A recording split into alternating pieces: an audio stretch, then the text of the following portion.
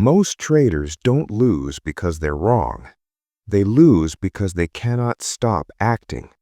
Not because they lack knowledge, not because they lack intelligence, but because they lack a system that tells them when not to trade. That distinction sounds small. It isn't.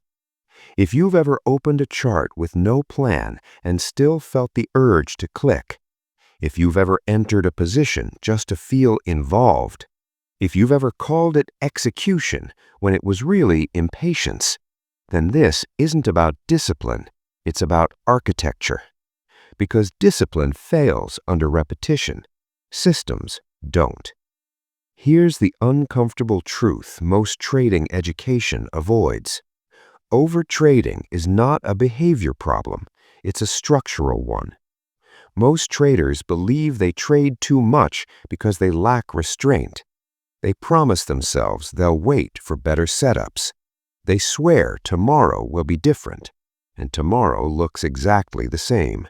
More charts, more clicks, more damage. That's not weakness, that's predictability. Human impulse does not respond to intention, it responds to environment. And most trading environments are built to encourage action. Screens flicker, prices move, alerts trigger. Silence feels like waste. Waiting feels like failure. So the trader fills the gap with trades, with analysis, with noise. The mistake is assuming waiting is a decision. It isn't. Waiting must be a system.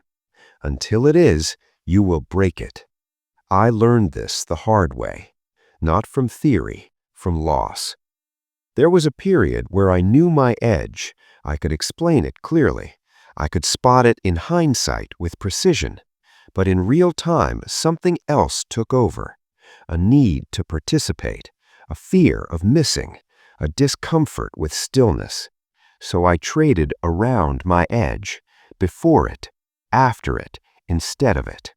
Each trade felt justified in the moment. Each one sounded reasonable. That's how overtrading survives. It doesn't announce itself. It disguises itself as activity. And the account slowly bleeds, not from one mistake, from thousands of small ones. Here's the pattern most compulsive traders follow. They wake up with intention. They sit down with rules. They break them before noon. Then they try to compensate. They reduce size. They promise fewer trades. They add filters. Nothing sticks, because all of it relies on discretion. Discretion asks the same mind that wants stimulation to deny itself stimulation, repeatedly, all day. That is not a fair fight, and one you will lose. The breakthrough didn't come from more rules. It came from removing choice. Instead of asking, "Should I wait?" the system answered for me.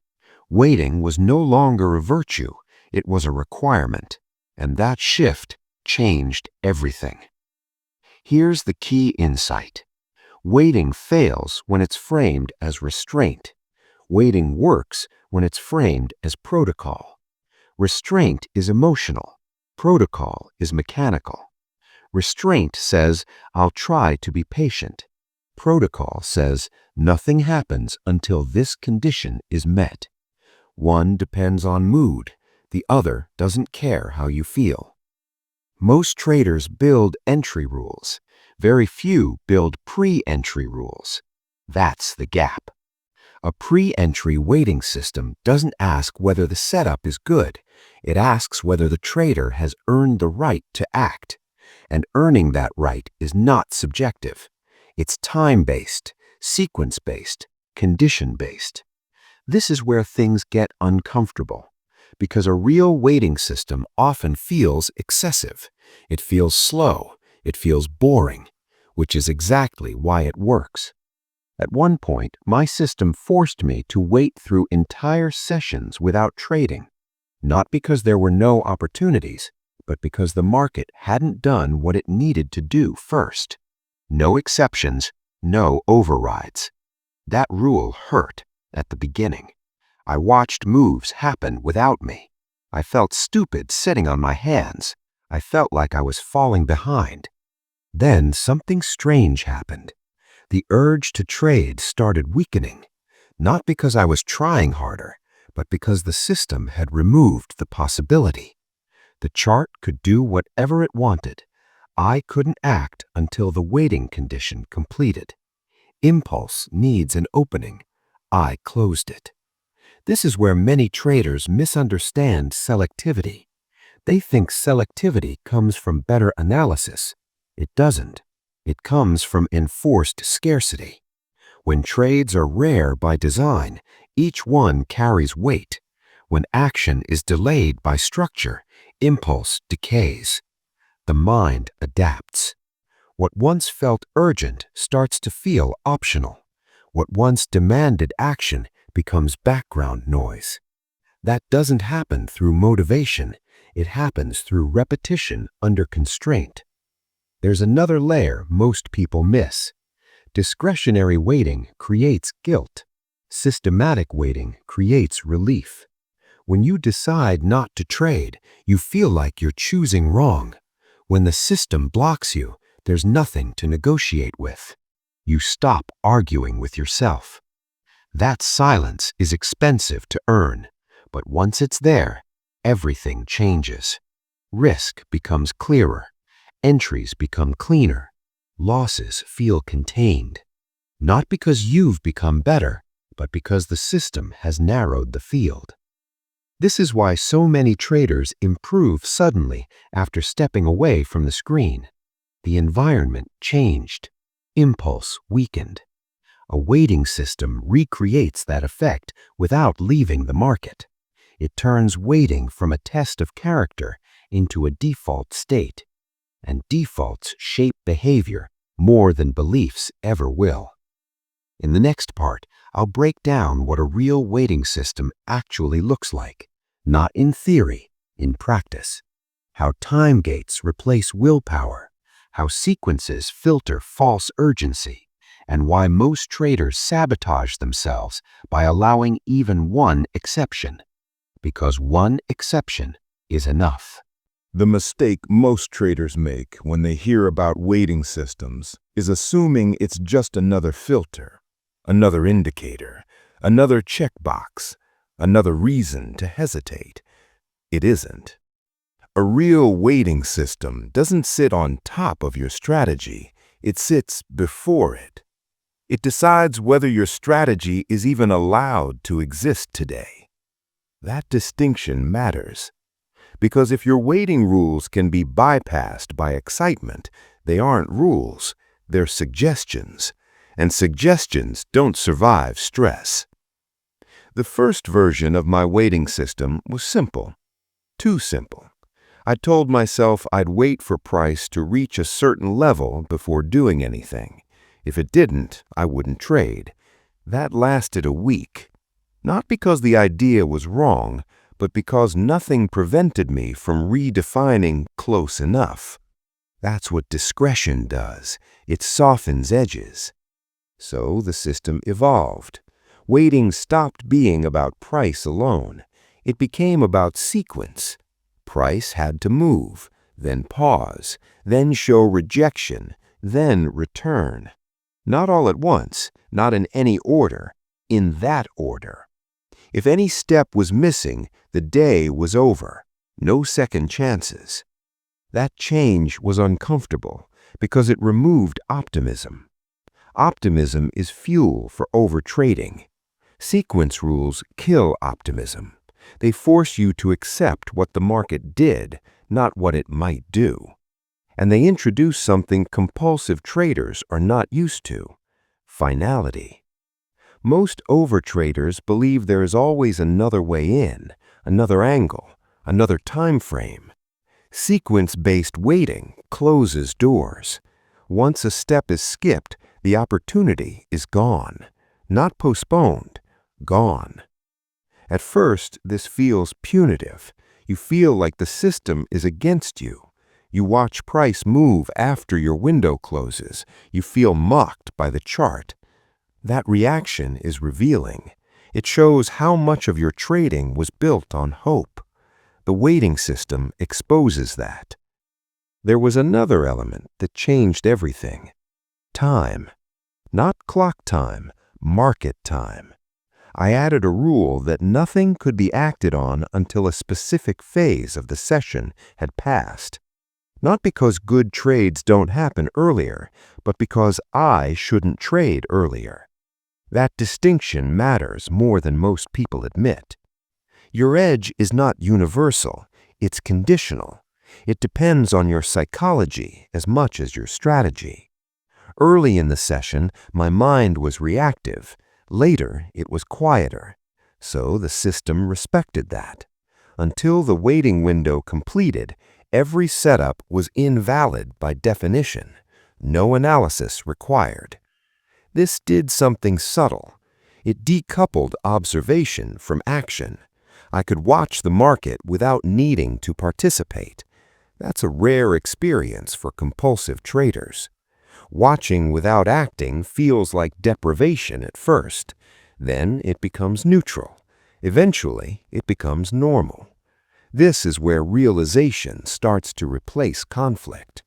You begin to see how much energy was being wasted on micro decisions. Should I enter now? Should I wait? Is this close enough? Those questions disappear when the system answers them in advance. What remains is clarity, and clarity is calming. There's a historical parallel here worth noting. Jesse Livermore didn't lose fortunes because he couldn't read the market. He lost them because he couldn't wait. His biggest recoveries came not from new insights, but from relearning patience under structure. He understood something most modern traders forget. The market pays you for sitting through boredom, not for activity. But he also knew patience without rules collapses under pressure. That's why his best periods followed rigid personal constraints. Waiting wasn't optional for him, it was enforced. This is where many traders misunderstand the purpose of a waiting system. It's not there to improve win rate, it's there to reduce participation. Participation is the hidden cost. Every trade you don't take protects capital and psychology. And protection compounds faster than profits. Here's the realization most traders resist. If your system needs frequent engagement to feel effective, it isn't robust. Real edges don't require constant expression. They require restraint. And restraint must be automated, even if the automation is manual. Eventually, I realized something else. My best trades didn't feel exciting. They felt obvious. Not obvious in hindsight, obvious in real time. That only happened when I had waited long enough for the noise to fade. The waiting system wasn't delaying entry, it was filtering perception. By the time I was allowed to act, only the cleanest signals remained visible. Everything else had exhausted itself. This changed how losses felt, too. When a trade lost after a full waiting cycle, it didn't trigger revenge. It didn't feel personal, because the process had been respected. Losses taken without discipline feel unjust. Losses within structure feel contained. That containment matters more than most metrics. There was still conflict. It didn't vanish overnight. Some days the system blocked every trade. Other days it allowed one, rarely more. But something unexpected happened. The urge to override started fading before the system changed. The mind adapts to boundaries. Given enough repetition, it stops pushing against walls that never move. That's when selectivity becomes sustainable. Not because you've become better, but because the environment has trained you. This is the opposite of willpower-based trading. Willpower erodes, structure educates. In the next part, I'll show you how to design a waiting system that fits your temperament instead of fighting it. how to identify the moments you should never trade, how to build non-negotiable gates without complexity, and how to avoid the one mistake that turns waiting systems into excuses. Because the system must be strict, or it will fail quietly. Designing a waiting system is not about copying rules. It's about identifying where you are most dangerous to your account. Every trader has those moments, times when judgment degrades, when urgency replaces clarity. Most people try to fix that with better analysis. That's backwards. You don't need better thinking in those moments. You need removal. The first step is uncomfortable honesty. When do your worst trades happen? Not the obvious losses, the subtle ones. The trades you wouldn't take if you were calm. The ones that feel justified only because you're already involved. For me, it was immediately after volatility spikes and late in sessions when fatigue crept in. So those periods became forbidden. Not discouraged, not reduced size. Forbidden. The waiting system didn't ask whether the setup was valid. It asked whether I was. That's a distinction most traders never make. Once those danger zones were defined, the rules became simple. If the market enters a forbidden state, the day ends. No recovery trades, no adjustments. Ending early felt like failure at first. Then it felt like protection. There's a principle here that matters. A waiting system must have an ending condition, not just an entry condition. Without an ending, the mind keeps negotiating. If not now, then later. If not this setup, then the next. That's how overtrading survives. A proper waiting system closes the book. When the window is missed or violated, participation stops. This creates a strange effect. You start caring less about individual trades because the day itself has structure. Trading becomes a series of contained sessions, not an endless stream of opportunity. That containment reduces emotional carryover. Bad trades don't bleed into good ones. Good trades don't create pressure to repeat. Each day resets. Another practical element is visibility. Your waiting rules must be visible before the session starts. Written, static, unchanged during market hours. If you're deciding waiting rules while watching price, they aren't rules, they're reactions. I used a simple checklist. If any item was unchecked, trading was not allowed. No interpretation. That checklist did something powerful. It moved responsibility from the moment to the process. When I didn't trade, I wasn't failing. I was complying. Compliance feels different from restraint. One drains energy, the other conserves it. Over time, this changes your relationship with the market. You stop feeling like you're chasing something. You start feeling like you're waiting for permission. That permission is rare, which is why it matters. There's a final insight that completes this system.